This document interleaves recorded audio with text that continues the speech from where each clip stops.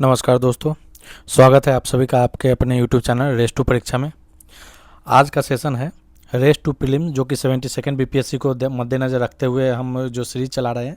इसमें हम most important 150 topic को ध्यान में रखेंगे। करेंट और जीएस में सारे जो सब्जेक्ट है, हिस्ट्री हो गए, ज्योग्राफी हो गए, आपके पॉलिटी हो गए, साइंस सेक्शन के हो गए, और करेंट अफेयर जो भी बिहार स्पेशल, बिहार के करेंट अफेयर, तो इन सभी को ध्यान में रखते हुए हम सेलेक्ट किए हैं। लगभग 150 के करीब जो है इम्पोर्टेंट टॉपिक हमने सेलेक्ट किया है। उन सारे टॉपिक को जो है हम जो भी एग्ज़ाम ओरिएंटेड जो है इम्पोर्टेंट है उसको डिस्कस करते हुए इस सीरीज़ को चला रहे हैं।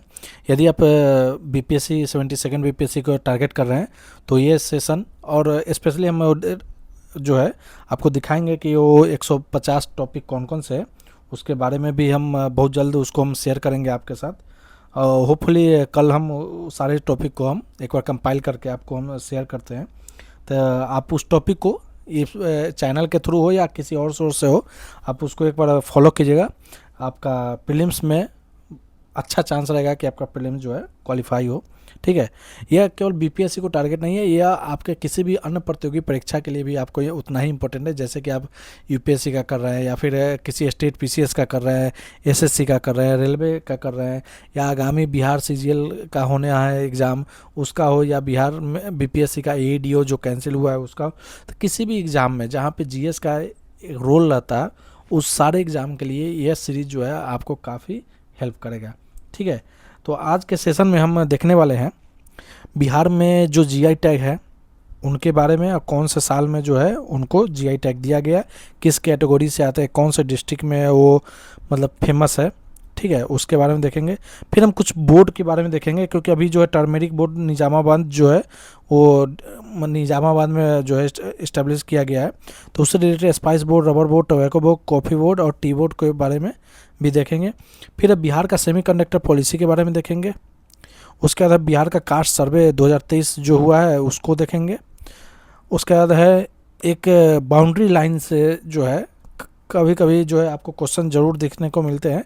तो जो भी इम्पोर्टेंट बाउंड्री लाइन हुए हैं, मतलब कि किसी दो देशों के बीच में, तो उनके बारे में एक हम पूरा कंपाइल्ड वे में हम इसको रेडी किए हैं जो आपको हेल्प करेगा। ठीक है, इसके बाद हम एमएसएमई सेक्टर को देखेंगे, क्योंकि इसके क्लासिफिकेशन को बदला गया है। तो उसके बेसिस पे हम उसका कुछ डिटेल भी देखेंगे कि उसका क्या कंट्रीब्यूशन है हमारे इकोनॉमी में, उसको भी देखेंगे। फिर हम गांधी जी का जो है सत्याग्रह को देखेंगे, चंपारण सत्याग्रह को, उसके बाद खेरा सत्याग्रह को, फिर अहमदाबाद मिल वर्कर्स स्ट्राइक है, इसको देखेंगे। उसके बाद है कुछ इम्पोर्टेंट ऑपरेशन जो चलाए गए हैं इंडिया के द्वारा या फिर ग्लोबली वे में। ठीक है, तो उन सारे ऑपरेशन को जो है हम आज के सेशन में देखेंगे।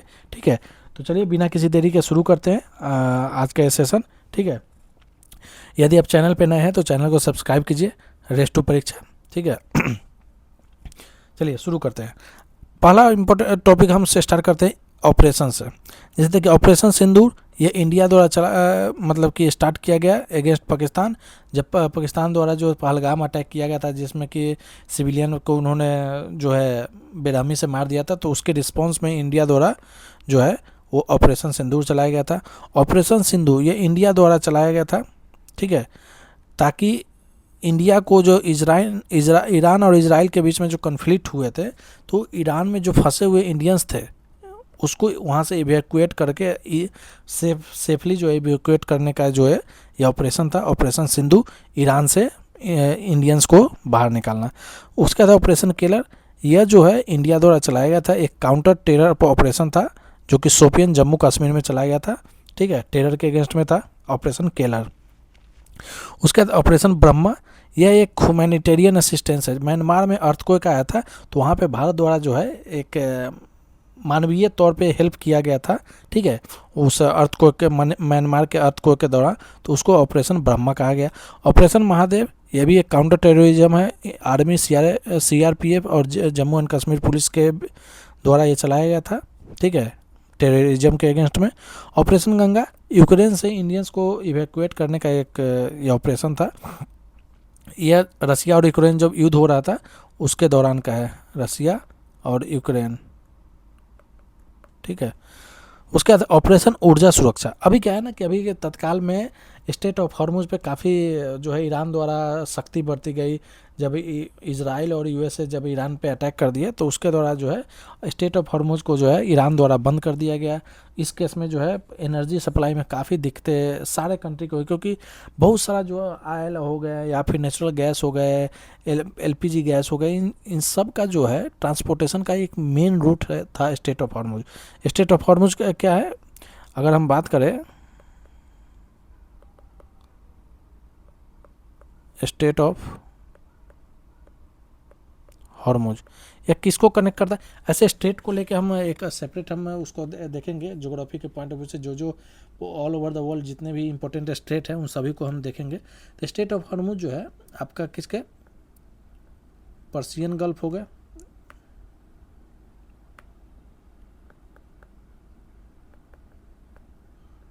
Persian Gulf and Gulf of Aden, इन दोनों को कनेक्ट करता है, या फिर गल्फ ऑफ एडन या इंडियन ओशन हो गया। ठीक है, तो इनको जो है स्टेट ऑफ हॉर्मुज कनेक्ट करता है। ऑपरेशन ऊर्जा सुरक्षा उसी से है, protection of energy supply during 2026 Iran वार।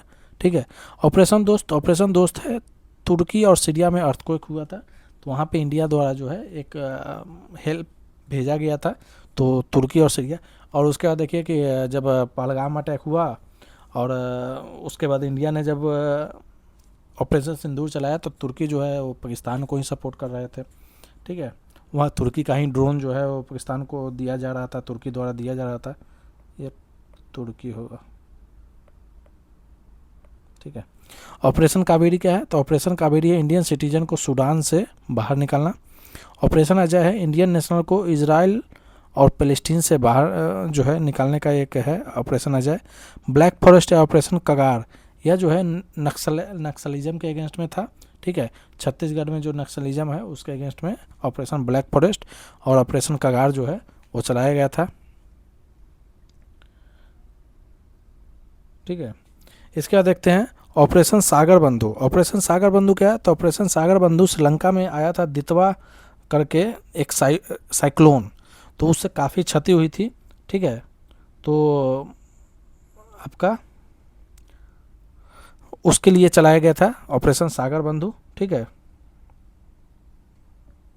आगे है, अब ये हो गए इंडिया के द्वारा जो भी चलाए गए हैं। ठीक है, अब आगे देखते हैं कि आपको जो ग्लोबली जो चलाए गए हैं जो भी इम्पोर्टेंट ऑपरेशन है उसको देखते हैं। ठीक है, उसमें पहला है ऑपरेशन राइजिंग लाइन। ठीक है, ऑपरेशन राइजिंग लाइन किसका है, तो ये इजराइल द्वारा चलाया स्टार्ट किया गया था, किस पे, तो ईरान के न्यूक्लियर इंफ्रास्ट्रक्चर पे, जो मतलब कि ये डिस्ट्रॉय करने के लिए इजराइल जो है ऑपरेशन राइजिंग लाइन इजराइल द्वारा चलाया गया था ईरान पे। इसी के साथ जो है ऑपरेशन इपिक फ्यूरी यह अमेरिका द्वारा ईरान पे चलाया गया था। ऑपरेशन ट्रू प्रोमिस 3 ईरान द्वारा इजराइल पे चलाया गया था, किसके रिस्पांस में, राइजिंग लाइन के रिस्पांस में। ऑपरेशन मिडनाइट हैमर यह यूएसए द्वारा चलाया गया था, ये ईरान के जो न्यूक्लियर फैसिलिटी है उसको डिस्ट्रॉय करने के लिए 3 जगह पे यह अटैक हुआ था। वहाँ पे ये नाम याद रखिएगा, फोर्दो, नतांज और इस्फान, फोर्दो, नतांज और इस्फान। उसके बाद ऑपरेशन लायंस रॉड, ये इजराइल द्वारा चलाया गया था ईरान के खिलाफ। ठीक है, ऑपरेशन स्पाइडर वेब ये यूक्रेन द्वारा चलाया गया था रसिया पे। इसमें जो है काफ़ी दूर से जो है मतलब कि एक लंबी डिस्टेंस से एक ड्रोन को द्वारा अटैक किया गया था रसिया पे।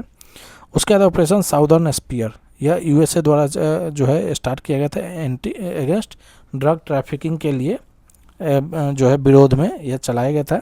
ठीक है, तो ये हो गए आपके कुछ इम्पोर्टेंट आपके ऑपरेशन हो गए। ठीक है, इसके आगे देखते हैं अगला टॉपिक चंपारण सत्याग्रह। गांधी जी का जो है, ऐसे हम गांधी जी का जितने भी द्वारा मूवमेंट स्टार्ट किया गया था उस सारे मूवमेंट को हम कवर करेंगे। ठीक है, चंपारण सत्याग्रह, चंपारण सत्याग्रह कब शुरू हुआ, तो चंपारण सत्याग्रह जो है 1917 में जो है स्टार्ट किया गया।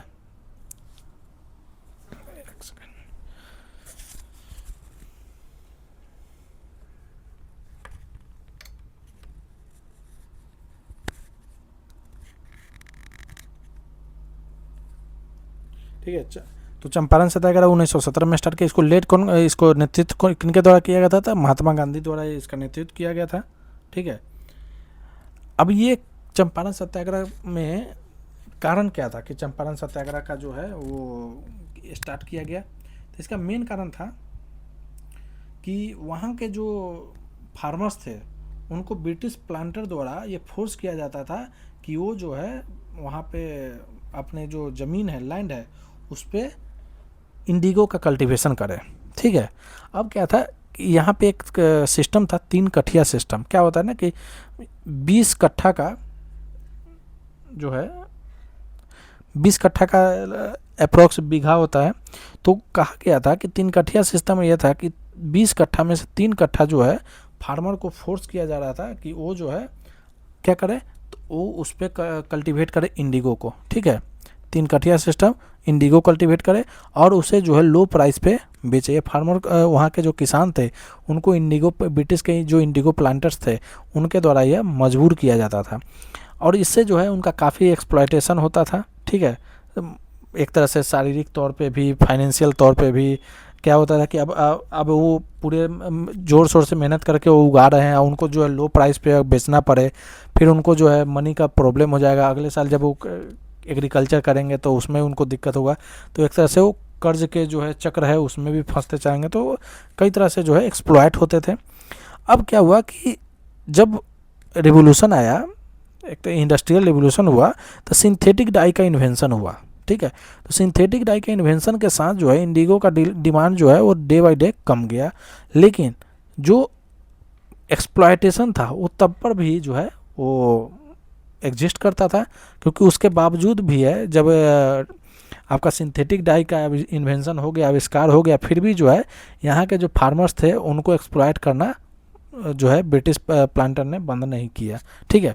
तो इससे बेस पे जो है राजकुमार शुक्ल ये जो है गांधी जी को मतलब कि क्या कहते हैं, रिक्वेस्ट करते हैं कि वो एक बार चंपारण आए, वहाँ के मुद्दों को लेकर वो उनका मतलब समर्थन चाहते थे, तो उनको जो है सपोर्ट करे और उनके लिए आवाज़ उठाए। तो ये गांधी जी का जो है एक तरह से पहला सत्याग्रह था। ठीक है। और ये एक जो है सिविल डिसओबीडियंस का भी पहला एक्ट था गांधी जी का। अगर हम बात करें कि इसमें जो इम्पोर्टेंट लीडर, ये लीडर के नाम जो है ना आप ज़रूर याद रखिएगा।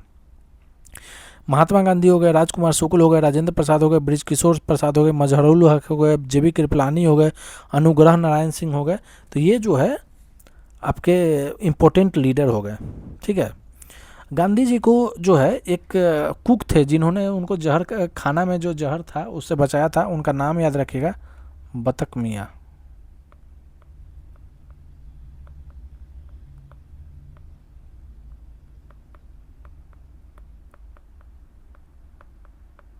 ठीक है। उसके बाद है कि जब यह हुआ तो काफ़ी मतलब एक तरह से जो सत्याग्रह था यह एक सक्सेसफुल हुआ। यहाँ पे जो है एक कमेटी बनाया गया।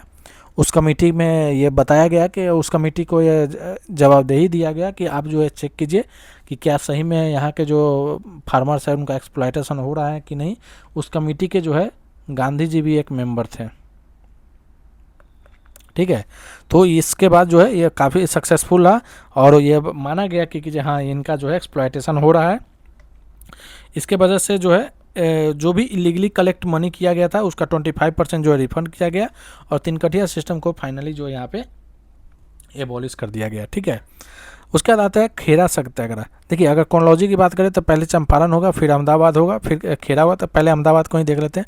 अहमदाबाद मिल वर्कर्स स्ट्राइक 1918 में हुआ था। एक ना प्लेग जो है एक महामारी आया था, उस दौरान जो था वहाँ के जो मिल ओनर थे उन्होंने प्लेग बोनस करके, मतलब कि जब महामारी आता है तो होता है ना कि बहुत लोग जो है वो एरिया को छोड़ देते हैं, तो वहाँ के जो है मिल ओनर जो है मालिक जो है उन्होंने वर्कर्स को प्लेग बोनस देके वहाँ पे एक तरह से क्या कहते हैं एक लुभावना जो है एक तरह से ऑफर हुआ कि वो छोड़ के काम नहीं जाए, तो प्लेग बोनस देते थे। लेकिन जब एपिडेमिक ख़त्म हुआ तो ऑनर जो है वो बोनस को विड्रॉ कर लिए। इससे जो है वर्कर्स में एक नाराज़गी पैदा हो गई। वर्कर जो है डिमांड कर रहे थे कि उनका जो भी वेज है वो बोनस नहीं दे, लेकिन वेज जो है वो 50% इंक्रीज़ कर दे, लेकिन ऑनर जो है उनको ऑफर कर रहे थे मात्र 20%। इस पर जो है वहाँ के वर्कर्स में एक जो है अंदर में क्या कहते हैं उसको, दो मतलब कि एंगर हो गया। मतलब लोग जो है वो इस चीज़ को नापसंद करने लगे कि ऑनर जो है मात्र 20% ऑफर कर रहे हैं। तो अनुसुईया साराभाई जो है, इन्होंने गांधी जी को रिक्वेस्ट किया कि वो आए और इन मतलब कि वर्कर्स के जो है प्रॉब्लम को समझे और इसके लिए वो आवाज़ बने। क्योंकि गांधी जी जो है चंपारण सत्याग्रह से ऑलरेडी फेमस हो चुके थे, क्योंकि उनका वहाँ पे जो सत्याग्रह था वो काफ़ी फेमस हुआ था। तो महात्मा गांधी और अनुसुईया साराभाई इंपॉर्टेंट इसके लीडर हुए। यह एक पीसफुल स्ट्राइक था और गांधी जी ने यहाँ पे हंगर स्ट्राइक स्टार्ट किया। ये उनका पहला हंगर स्ट्राइक था और हंगर स्ट्राइक से जो है सरकार जो है ब्रिटिश गवर्नमेंट जो है दबाव में आ गई और वो जो है इस चीज़ को सुलह करने के लिए स्टेप लिया और ये काफ़ी मतलब एक तरह से सक्सेसफुल रहा। वर्कर को जो है बाद में ये जो क्या हुआ है, एक एग्रीमेंट हुआ कि वर्कर को जो है वेज में इंक्रीज होगा, कितना परसेंट का बढ़ोतरी होगा, तो 35% का बढ़ोतरी किया जाएगा, जो ना ऑनर द्वारा पहले किया जाता था। दोनों के जो बीच का जो मार्जिन है दोनों तरफ का वो 35% का वेज इंक्रीज रखा गया। उसके आगे है खेरा सत्याग्रह 1918 में। यह में क्या हुआ था कि जो क्रॉप फेलियर जब होता था तो उसमें था एक लॉ था कि अगर आपका एक लिमिट से अगर क्रॉप में आपका प्रोडक्शन कम होगा तो आप जो है रेवेन्यू पे टैक्स पे नहीं करेंगे, ठीक है। लेकिन जब 1918 में फेमाइन जब आया तो क्रॉप जो है फेलियर हो गया, मतलब कि वहाँ पे क्रॉप को मतलब जो फसल था उसमें काफ़ी नुकसान हुए और जो सर्टेन लिमिट था उससे भी कम हुए। इसके बेस पे क्या हुआ ना कि वहाँ के जो किसान थे वो जो है टैक्स पे करने में असमर्थ हो गए। मतलब कि उनके पास पैदा जो है प्रोडक्शन जितना होना था उतना हुआ ही नहीं, तो टैक्स जो है एक तो लॉ भी था और उनके पास पैदावार भी कम थी, तो जो है टैक्स पे करने के लिए मना कर रहे थे। पर ब्रिटिश गवर्नमेंट ने उनको माफ़ी देने से इनकार कर दिया, मतलब कि उनको जो है राहत किसी तरह का राहत नहीं दिया और उनसे जो है टैक्स का जो है वसूली वो लोग कर रहे थे। इस चीज़ को देखते हुए जो है वहाँ के जो थे सरदार वल्लभ भाई पटेल, इन्होंने आवाज़ उठाया। गांधी जी भी उसमें थे, इंदुलाल याग्निक और शंकर लाल बैंकर, इन सभी जो है इंपॉर्टेंट लीडर माने जाते हैं आपका खेरा सत्याग्रह में। महात्मा गांधी, सरदार वल्लभ भाई पटेल, इंदुलाल याग्निक, शंकर लाल बैंकर, ये आपके इंपॉर्टेंट लीडर है जो खेरा सत्याग्रह को लीड कर रहे थे एक तरह से, ठीक है। गांधी जी जो यहाँ पे एक पीसफुल रेजिस्टेंस जो है ऑर्गेनाइज किया और सत्याग्रह को उन्होंने चलाया, जिससे कि वहाँ के चीज़ों में एक तरह से एक सक्सेसफुल जो है एक तरह से ये मूवमेंट रहा और वहाँ के सरकार जो है इस चीज़ को एक्सेप्ट किया कि अगर क्रॉप का में अगर आपको नुकसान हुआ हो तो आप जो है टैक्स पे नहीं करेंगे, आपको टैक्स से जो है राहत मिलेगा। तो गवर्नमेंट जो है इस तरह के रेवेन्यू कलेक्शन को जो है सस्पेंड कर दिया। ये भी जो है एक तरह से काफ़ी जो है सक्सेसफुल रहा। तो इसके बाद जो है गांधी जी जो है पूरे इंडिया में काफ़ी फेमस हो गए थे। आपको लगातार 2 साल में जो है 3 जो है इन्होंने सत्याग्रह किया, तीनों जो है एक तरह से इनका सक्सेस रेट जो है काफ़ी हाई था। तो इन पे जो है ना काफ़ी लोगों का जो भरोसा था वो और बढ़ गया था, ठीक है। इसके बाद देखते हैं माइक्रो स्मॉल और medium enterprises. Micro small medium enterprises में क्या हुआ ना कि इनके जो है डिफिनीसन है उसको बदल दिया गया, मतलब कि इन्वेस्टमेंट कितना होगा कैटेगरी वाइज में या टर्नओवर कितना होगा इनको बदल दिया गया। जैसे कि माइक्रो अगर इंटरप्राइजेज है तो पहले 1 करोड़ का इन्वेस्टमेंट होता था, उसको बदल के कर दिया गया 2.5 करोड़। अगर स्मॉल की बात करें तो इन्वेस्टमेंट 10 करोड़ से 25 करोड़ कर दिया गया। मीडियम में अगर 50 करोड़ है तो उसको 125 करोड़ कर दिया। तब ओल्ड से मतलब कि अगर हम रिवाइज्ड में अभी जाए तो 2.5 गुना जो है इन्वेस्टमेंट को कर दिया गया। अगर टर्नओवर की बात करें ओल्ड से रिवाइड में तो इसको जो है 2 गुना कर दिया गया। तो माइक्रो में अगर पहले जो है टर्नओवर 5 करोड़ था तो उसको बढ़ा के 10 करोड़ किया गया, स्मॉल में 50 को 100 किया गया, उसके बाद मीडियम में जो है 250 को 500 करोड़ किया गया। तो ये जो कैटेगरी है इसको याद रखिएगा, हो सकता है कि आपको एग्जाम में ये देखे कि जो कैटेगरी वाइज में आपको स्टेटमेंट बेस पे पूछ सके कि जो माइक्रो का क्या इन्वेस्टमेंट होगा रिवाइज्ड वे में और उसका क्या जो है टर्नओवर होगा। तो रिवाइज्ड वे में जो है 1 से 2.5 करोड़ हो गए, उसके बाद 10 से 25 करोड़, उसके बाद 50 से जो है 125 करोड़ हो गए। अगर हम टर्नओवर की बात करें तो 5 से 10 हो गए, 50 से 100 हो गए और 250 से 500 हो गए करोड़। उसका देखते एमएसएमई का जो है हमारे इंडियन इकोनॉमी पे क्या इम्पैक्ट है। तो ये हमारे इसके लिए एक मिनिस्ट्री है, ministry of MSME. Second largest employer है एग्रीकल्चर के बाद हमारे देश में। अगर एग्रीकल्चर में सबसे ज़्यादा जो है एम्प्लॉयमेंट है तो उसके बाद जो सेकेंड एम्प्लॉयमेंट है वो एमएसएमई सेक्टर में ही है।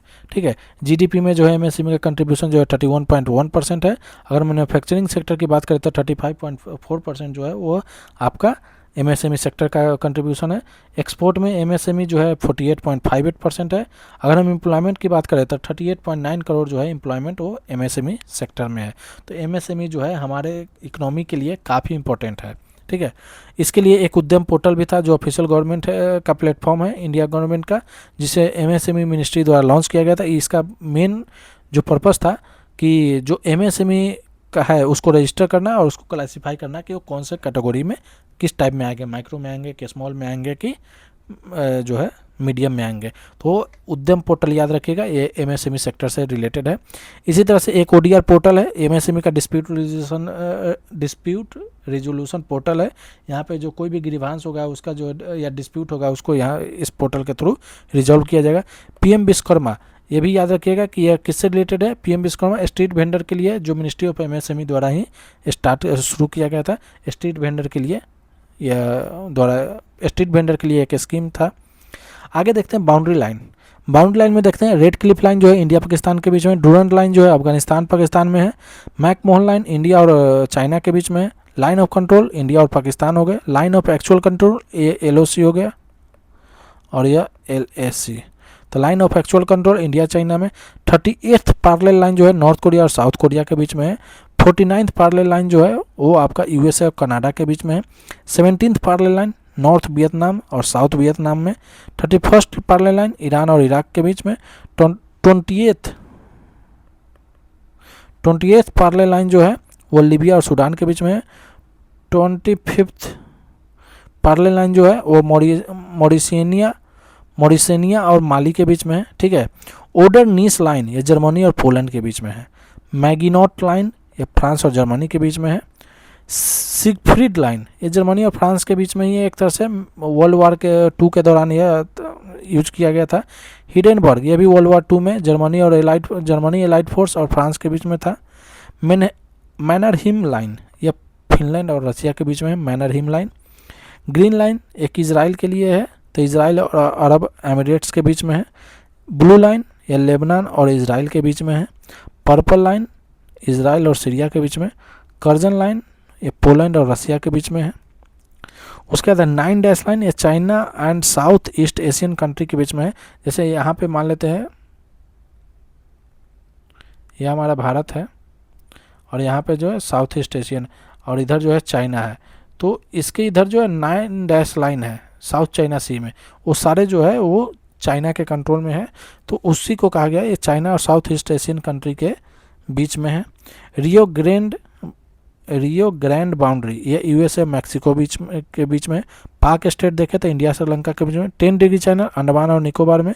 9 डिग्री लक्षद्वीप और मिनिकॉय। 8 डिग्री मिनिकॉय और मालदीव्स। 6 डिग्री निकोबार और सुमात्रा के बीच में है। तो इसको जो है 1-2 बार देखिएगा, आपको यह ध्यान में आ जाएगा। आपको एलिमिनेशन में भी आपको ये काफ़ी हेल्प करेगा। ठीक है, अगर इस तरह के क्वेश्चन है। एक जो है अभी रिसेंट में चागोज आर्किपेलागो ये काफ़ी न्यूज़ में रहा था क्योंकि यह यूके के अंतर्गत था, लेकिन यूके ने और मॉरिशस के बीच में एक डिस्प्यूटेड था आर्किपेलागो। यूके ने फाइनली इसको मॉरिशस को हैंड ओवर कर दिया, मतलब दे दिया।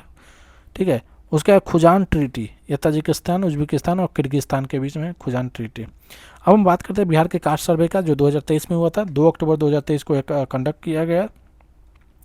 किसके द्वारा था? जनरल एडमिनिस्ट्रेटिव डिपार्टमेंट जीएडी द्वारा यह किया गया था। अगर टोटल पॉपुलेशन की बात करें तो इसमें जो है 13.07 करोड़ जो है बिहार कास्ट सर्वे जब हुआ। अगर हम सेंसस की बात करें तो 10.4 जो है आपका करोड़ है, लेकिन हम बात करते हैं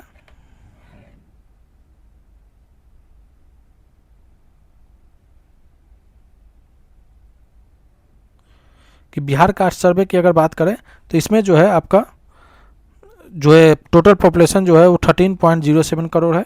इसमें ईबीसी एक्सट्रीमली बैकवर्ड क्लास की अगर बात करें तो पॉपुलेशन 4.70, सबसे ज़्यादा जो है ईबीसी कैटेगरी में है 36.01। अगर ओबीसी की बात करें तो 3.55 करोड़ 27.12%। ये परसेंटेज याद रखिएगा, हो सकता है कि आपको पूछ ले कि किसका जो है पॉपुलेशन ज़्यादा है। शेड्यूल कास्ट की बात करें तो 2.57 करोड़ है, 19.65%। शेड्यूल ट्राइब्स की अगर बात करें तो 21.99% है, 21.99 लाख है, 1.68% है, ठीक है। और शेड्यूल कास्ट 2.57 करोड़ है। रिजर्व और जनरल कैटेगरी की बात करें तो 2.03 करोड़ है, जिसके परसेंटेज जो है 15.52% है, ठीक है। तो ये हो गया आपका ईबीसी जो है 36.01, 4.7 करोड़, ओबीसी जो है 3.55 करोड़, 27.12%, शेड्यूल कास्ट 2.57 करोड़, 19.65 करोड़। अगर शेड्यूल ट्राइब की बात करें तो 21.99 लाख, 1.68%, ठीक है। उसके बाद हम बात करें कि शेड्यूल ट्राइब 1.68% हो गए। उसके बाद हम अगर देखें जनरल और अनरिजर्व कैटेगरी के बारे में,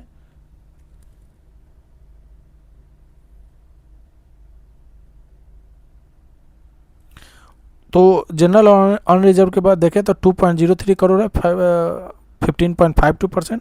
ओबीसी और ईबीसी मिला के 63.13% जो है वो आपका 63.13% जो बिहार का पॉपुलेशन है वो ओबीसी और ईबीसी मिला के है, ठीक है। तो सबसे ज़्यादा जो है अगर हम बात करें तो ओबीसी और ईबीसी की जो है परसेंटेज है, ठीक है।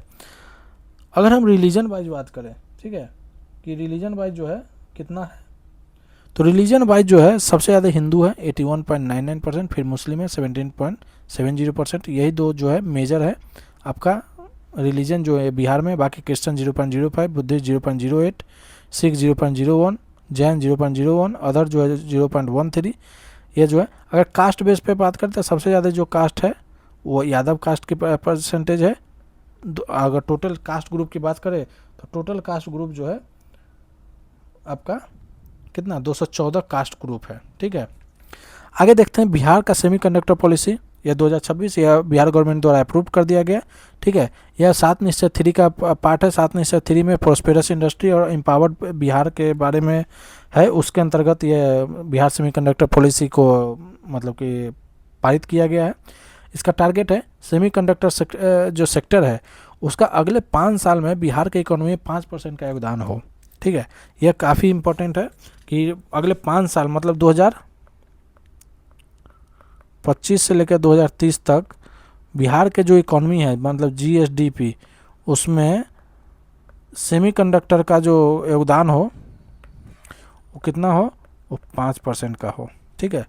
और उसके बाद है 25,000 करोड़ का इन्वेस्टमेंट टारगेट रखा गया है। 2 लाख एम्प्लॉयमेंट जो है 2030 तक रखा गया है।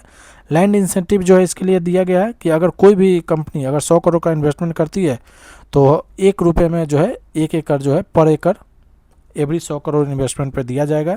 फाइनेंशियल असिस्टेंस भी दिया जाएगा, मतलब कि वित्तीय जो है सहायता दिया जाएगा सेमीकंडक्टर कंपनी को, ठीक है। अब देखते हैं स्पाइस बोर्ड, इसका हेडक्वार्टर कहाँ है तो कोची केरला में। रबर बोर्ड इसका कोट्टयम केरला में। टोबैको बोर्ड या Guntur Andhra Pradesh. Coffee board Bengaluru Karnataka. Tea board Kolkata. Turmeric board Nizamabad में। तो ये बोर्ड का जो है हेडक्वार्टर याद रखिएगा, ठीक है। आगे देखते हैं बिहार का जीआई टैग के बारे में। तो मधुबनी पेंटिंग डिस्ट्रिक्ट है मधुबनी दरभंगा मिथिला क्षेत्र में मतलब कि एक तरह से फेमस है। हैंडीक्राफ्ट कैटेगरी में 2007 में इनको सबसे पहले जो है मधुबनी पेंटिंग को ही जीआई टैग दिया गया था बिहार में। उसके बाद एप्लिक खतवा वर्क जो कि मिथिला रीजन में ही फेमस है, हैंडीक्राफ्ट है, 2008 में दिया गया था। सुजनी एम्ब्रॉयडरी ये डिस्ट्रिक्ट याद रखिएगा मुजफ्फरपुर में डिस्ट्रिक्ट में है, कैटेगरी हैंडीक्राफ्ट है, 2008 में दिया गया था। सिक्की ग्रास प्रोडक्ट ये मिथिला रीजन में फेमस है, हैंडीक्राफ्ट है, 2008 में। भागलपुर सिल्क ये भागलपुर एरिया टेक्सटाइल कैटेगरी में 2013 में। शाही लीची मुजफ्फरपुर एग्रीकल्चर 2018 में। जर्दालू आम भागलपुर एग्रीकल्चर 2018 में। कतरनी rice Bhagalpur Banka Munger agriculture category में है 2018 में। मगही पान गया नालंदा और नवादा का क्षेत्र, ठीक है, मगध का जो क्षेत्र है एक तरह से, ठीक है, वो एग्रीकल्चर कैटेगरी में 2018 में। सिलाव खाजा नालंदा में फूड स्टफ है, 2018 में दिया गया इनको जीआई टैग। मिथिला मखाना मिथिला रीजन में ये फेमस है, एग्रीकल्चर और फूड से रिलेटेड 2022 में दिया गया। अब जो है बिहार में बजट में अनाउंस किया गया था कि मखाना बोर्ड भी जो है यहीं पे अगर हो तो यहीं पे अगर ऐड कर लीजिएगा मखाना बोर्ड,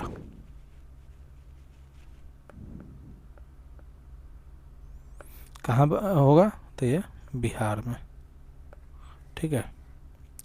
उसके बाद मंजूषा आर्ट की बात करें तो भागलपुर में फेमस है, हैंडीक्राफ्ट है, 2021 में दिया गया। मर्चा राइस, वेस्ट चंपारण, एग्रीकल्चर, 2023 में। अभी रिसेंट में ये न्यूज़ में है क्योंकि 3 जो है चीज़ को जीआई टैग दिया गया बिहार में। एक है पत्थरकट्टी स्टोन क्राफ्ट गया में, हैंडीक्राफ्ट 2026 में। एक है अगला बबन बूटी साड़ी नालंदा में, हैंडलूम में। उसके बाद पीडिया पेंटिंग भोजपुर में, ये भी हैंडीक्राफ्ट में।